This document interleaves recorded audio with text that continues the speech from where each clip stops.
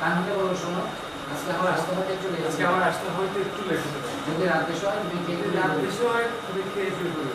মিরাজ দরজার আড়াল থেকে সব কথা শুনছো। তানহা বলো আচ্ছা ঠিক আছে সাবধানে যাও। আচ্ছা ঠিক আছে সাবধানে যেও। চলে যাও।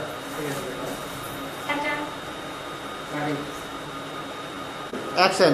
পরের দিন তানহার সামনে অফিসে চলে যাচ্ছে। তানহাকে বলো শোনো আজকে আমার আসতে হয়তো একটু লেট হতে পারে। যদি রাত বেশি হয় রাত খেয়ে বেশি শুরু হয় করবে। খেয়ে শুরু করবে। মিরাজ দরজার আড়াল থেকে সব কথা শুনছিল। তানহা বলো আচ্ছা ঠিক আছে আচ্ছা সাবধানে ঠিক যাও। আছে সাবধানে যেও। সিরাজ তার বউয়ের কাছ থেকে বিদায় নিয়ে চলে গেল। কাট। অ্যাকশন। পরের দিন তানহার সামনে সিরাজ অফিসে চলে যাচ্ছে। তানহাকে বলো শোনো আজকে আমার আসতে হতে একটু লেট হতে পারে। যদি রাত বেশি হয় তুমি খেয়ে ঘুমিয়ে পড়ে।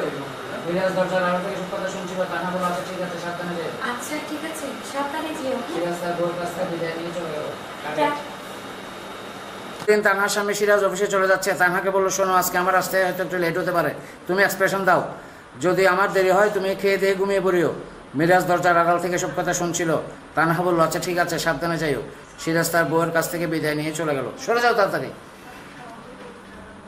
আচ্ছা অ্যাকশন। মিরাজ দরজার আড়াল থেকে এসব কথা শুনছিল। তানহা বললো আচ্ছা ঠিক আছে সাবধানে যাইও। সিরাজ তার বউয়ের কাছ থেকে বিদায় নিয়ে চলে গেল। মিরাজ মনে মনে খুব খুশি হয়ে বলছে আজকে আমার সুবর্ণ সুযোগ।